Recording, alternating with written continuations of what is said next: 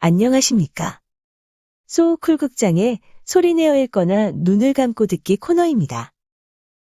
오늘은 결혼한 바로 그날 사소한 오해로 신부가 신랑에게 소박을 맞는데 그 사건 이후로 두 사람에게 벌어지는 이야기입니다. 배려와 소통은 참으로 중요한 것 같습니다.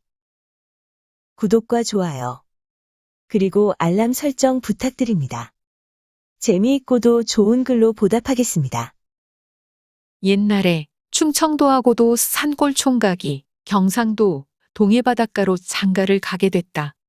낮에 행례를 잘 지내고는 첫날 밤 신방을 꾸몄는데 밤중에 먹으라고 신방 한쪽에 주안상을 처가에서 잘 차려놓았다.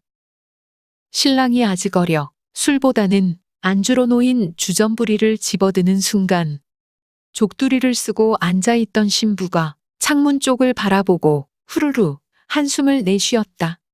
그런데 그 광경을 본 신랑이 그만 오해를 하고 말았다. 첫날 밤에 내 앞에서 한숨을 쉬다니? 시집 오기 전에 무슨 일이 있었음이 틀림없다. 새서방이 있는 게 틀림없다. 오해하고는 이 일을 어떡하나 하고 우라를 사귀고 있었다. 그러던 차에 머리를 빡빡 깎은 중처럼 생긴 사람 하나가 창문으로 지나가고 있는 것이 보였다. 옳다. 저 중이 새서방이구나. 잘못하면 오늘 저녁에 저놈한테 내가 죽을 수도 있겠다. 옛날에는 그런 일이 많았다고 하니까 아주 잘못된 생각도 아니었다. 조선시대에는 조혼이 성행했는데 신랑은 10살쯤, 신부는 17, 8살쯤 혼인을 올렸다고 한다.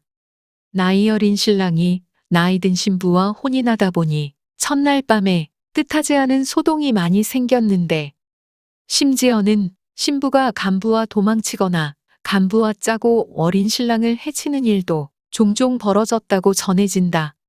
첫날 밤에 창호지 구멍을 뚫고 엿보는 풍습도 나이 어린 신랑을 보호하기 위해서 생겼다는 말도 있으니까. 겁이 난 신랑은 상객으로 따라온 부친이 계시는 사랑방으로 쫓아갔다. 아버지, 빨리 나오세요. 왜? 그만 집에 갑시다.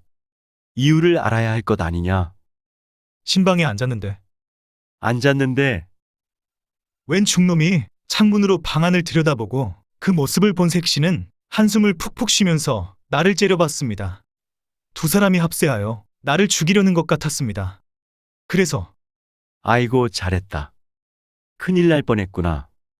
그날 밤에 부자는 족두리 쓴 색시만 혼자 남겨놓고 다리야 날 살려라 하고 도망갔다. 색시는 신랑이 어디 뭐 뒷간을 갖는가 생각하면서 하염없이 기다리고 또 기다렸다. 옛날에는 동해 바닷가에 하도 문어가 많아서 바닷가를 뻑뻑 걸어 다녔다고 한다. 문어가 바닷가를 걸어가는 걸 산골에서 온 신랑이 본 적이 있겠어. 빡빡 가끈 것처럼 보이니까 불승인가 하고 여긴 거지. 그런 일이 있은 다음 겁이 난 총각이 장가를 안 가려고 했다. 한 3년 세월이 지났다. 세월이 약이라 이번에는 바닷가로 안 가고 산골로 가려고 생각하고 있는 차에 마침 산골에 혼인길이 터져서 그리로 장가를 가게 됐다. 그 집은 아주 외딴 집이었는데 큰 바위 옆에 대나무 숲이 우거진 집이었다. 첫날 밤 풍경이야 어디나 다 비슷하지. 이 집에서도 신방에다가는 병풍을 치고 방 한쪽에는 주안상을 잘 차려놓았다. 신랑이 술을 한 잔 먹으려는 순간 족두리를 쓰고 앉았던 신부가 찬물을 한 그릇 마시더니만 한숨을 푹 내쉬었다. 한숨 쉬는 모습을 본 신랑이 질겁을 해서는 아이고, 나는 장가갈 팔자가 아닌가 보다. 하고는 일어나서 막 도망가려고 하니 신부가 붙잡았다. 갈 때 가더라도 내 말 듣고 가세요. 무슨 말이요? 당신 말이지요? 하고는 어찌 된 일인지 신부가 희한한 일을 물었다. 당신 3년 전에 어느 바닷가에 장가간 일 있지요? 있지요. 그 집에 빨리 가보세요. 그게 무슨 말이세요? 나는 여기에 버리고 가려면 그곳에 가야 합니다. 시간이 늦으면 당신 생명이 위험합니다. 한시가 급합니다. 빨리 가보세요. 그 말을 들으니 이상하게 가슴이 섬뜩했다. 돌아서 나오다가 뒤를 돌아보니 집은 어디로 가버리고 커다란 바위 옆에 대숲만 수북했다. 야, 이게 무슨 일인가? 하늘이 날 돌보는가? 산신령이 나를 돌보는가? 집에 가서 아버지한테 그 이야기를 하고 급하게 3년 전에 장가갔던 바닷가를 찾아갔다. 찾아가 보니 장가갈 때는 그 동네가 소담하니 괜찮았는데 3년 만에 그만 쑥대밭이 되어 있었다. 한쪽 구석에 있는 다 쓰러져가는 집에 가서 물어봤다. 동네가 왜 이렇게 됐습니까? 그 집 노인네가 나와서는 대답했다. 3년 전에 저 충청도산 골에서 웬 촌놈이 장가와서 말이지. 전날 밤에 신부 족두리도 안 벗기고 도망해버렸어. 그 멍청한 놈이 말이지. 바닷가에 문어가 걸어다니는 걸 처음 봤나 봐. 문어를 신부의 새서방으로 여기고는 도망을 가버렸어. 모르면 물어나 볼 것이지.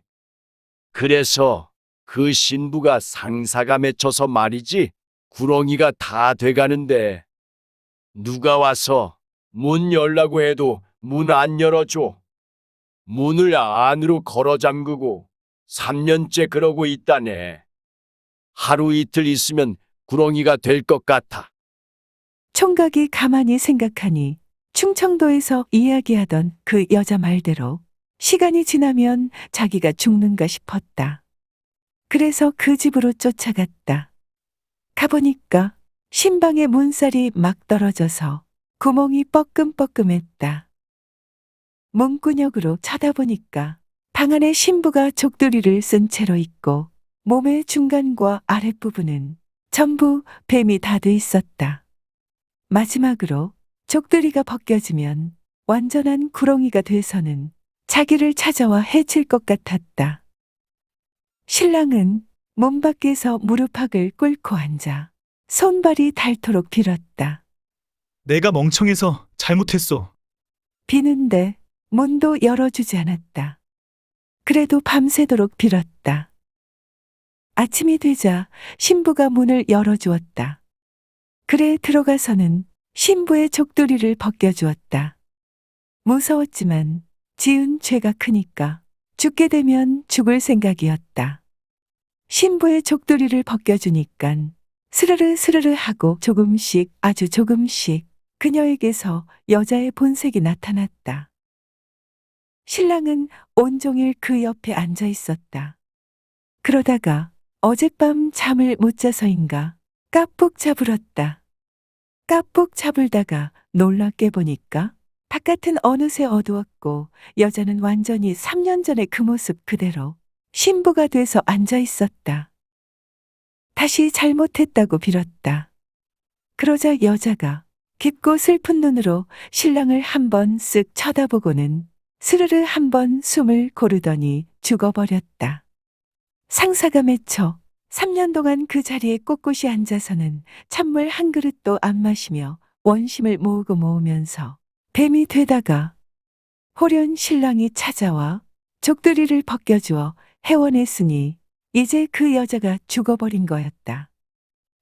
죽은 아내 옆에서 밤을 지새우고는 다음 날 날이 밝자 신랑은 예를 다해 양지 바른 곳에 여자를 묻어줬다.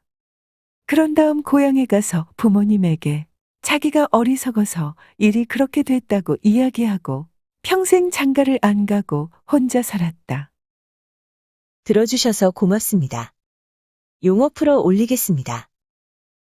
행례는 예식을 행함 또는 그런 일입니다.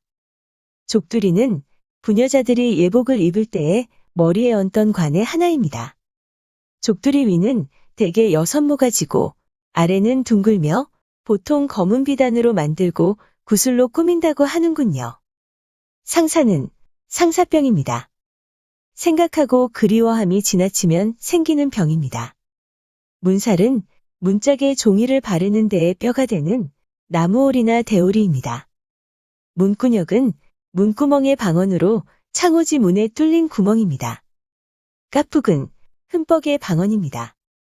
자불다는 졸다의 방언입니다. 해원은 원통한 마음을 해소하는 것입니다. 참고문헌 및 자료 출처 소개해 올리겠습니다. 구연자는 박종문홍으로서 2006년 대구시 중구 경산가명공원에서 구연할 당시 79세였습니다. 이 내용을 신동은 교수가 국어 시간에 설화읽기라는 책을 엮을 때 한 꼭지로 넣었습니다. 여기에서는 신동은 교수의 책에 있는 내용을 주로 빌렸습니다. 한국민족문화 대백과사전, 한국민속 대백과사전, 국립중앙박물관 그리고 숭실대 기독교박물관의 기사와 사진을 빌렸습니다. 경기도 소재, 청암민속박물관에서 기사와 사진을 빌렸습니다. 지역의 문화, 한국인의 통과 이래 관혼상제에서 첫날 밤 이야기를 빌렸습니다. 엘리자베스 키스와 김경희 화백의 그림을 빌렸습니다. 위키백과와 나무위키의 기사와 사진을 빌렸습니다. 조선시대 화가, 김홍도, 김준근, 김득신 그리고 신윤복의 그림 몇 점을 빌렸습니다. 에듀넷의 사진과 일러스트를 빌렸습니다.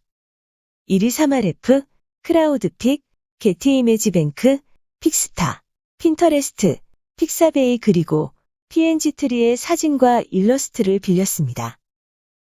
소우 쿨극장은 일주일에 3번, 매주 화요일, 목요일 그리고 토요일 오전 10시 전후에 이야기를 올립니다. 고맙습니다. 다음에 만날 때까지 안녕히 계셔요.